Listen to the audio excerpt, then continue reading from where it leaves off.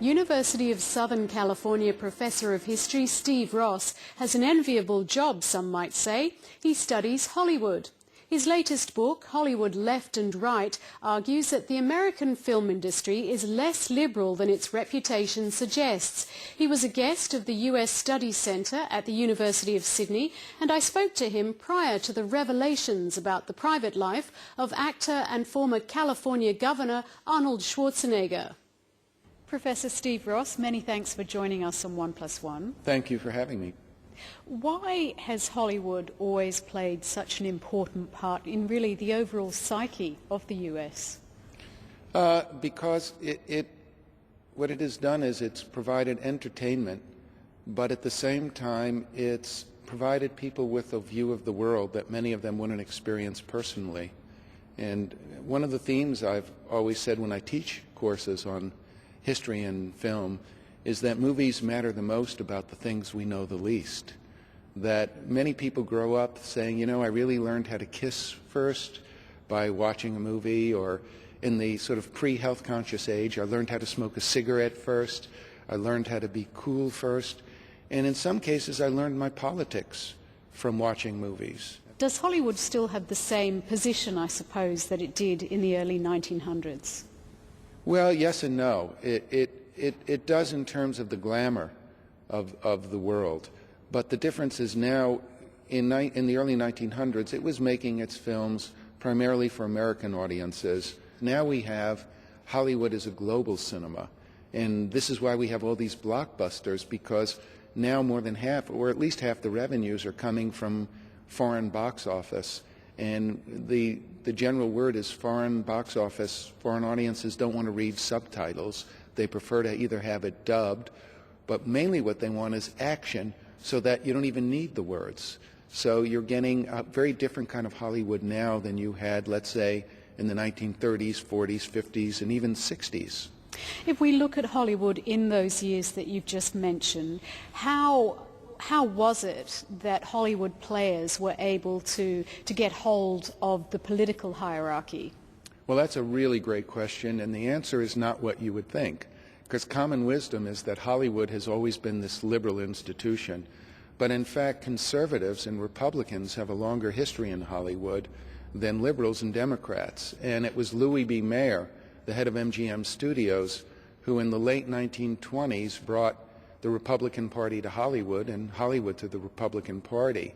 And he was really the first one to fashion a permanent relationship between a major studio and a major party.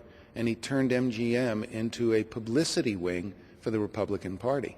Ronald Reagan was a Republican. He was also an actor who became a president. How did this ability for actors to get such a strong position in politics arise? There really is a long tradition and a trajectory, that this isn't happenstance. The press treats it as though, well, he was a B actor and he just got involved in politics. No, it started with Louis B. Mayer, and as I said, he turned MGM into a training ground, and he had all his young stars attending political salons.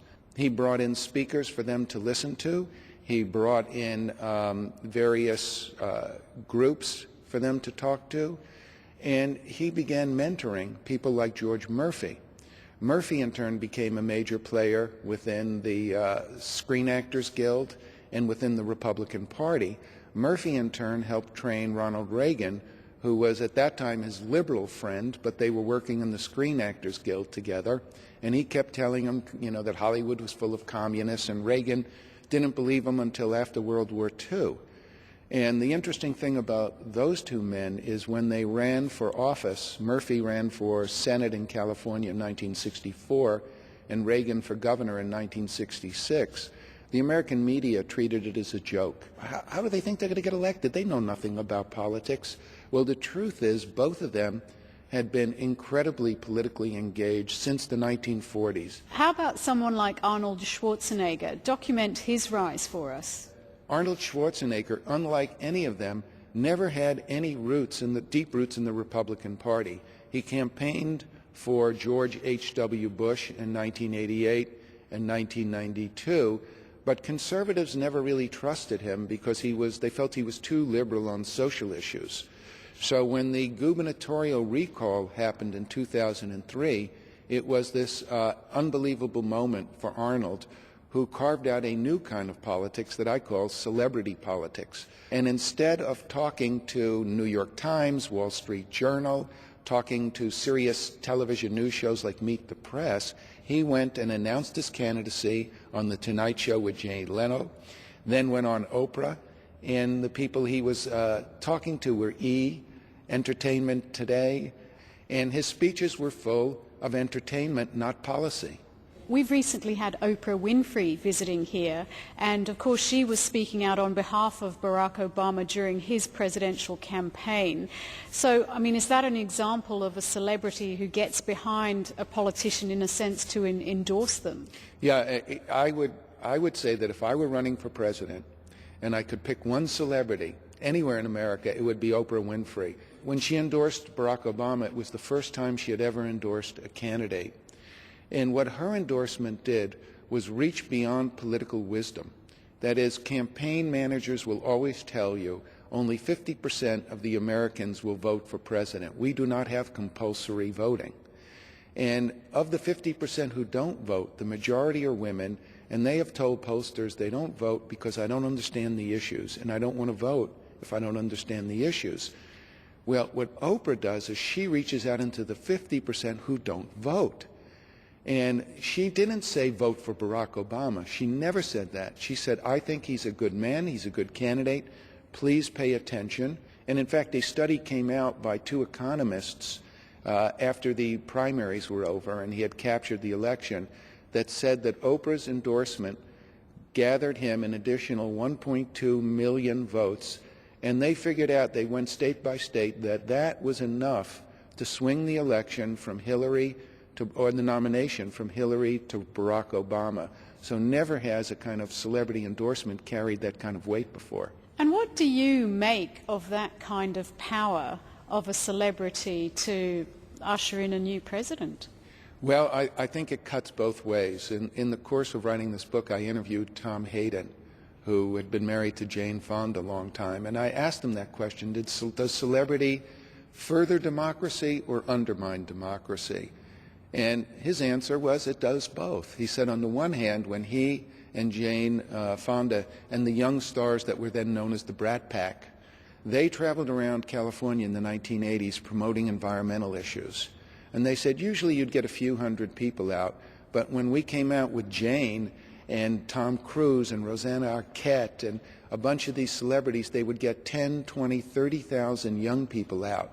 And he said these people would then join the Green movement with them. It wasn't called the Green, but it was an environmental movement. And they became active. He said, but on the other hand, if you have a political movement that is centered around a celebrity, that is not democratic. Then it becomes celebrity worship rather than critical political thinking.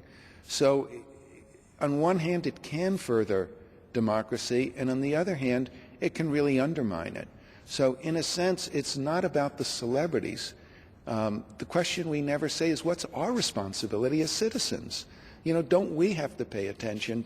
Doesn't each one of us have to actually study what is a candidate, what do they represent, and let me get beyond the image that they're selling on TV, on the radio, in the media, and let me actually try to study the issues. But that's hard work, and most people don't want to work that hard. They just prefer to sort of say, well, this person seems nice, I'm going to vote for them. Steve Ross, many thanks for joining us on Thank you for Forum. having me.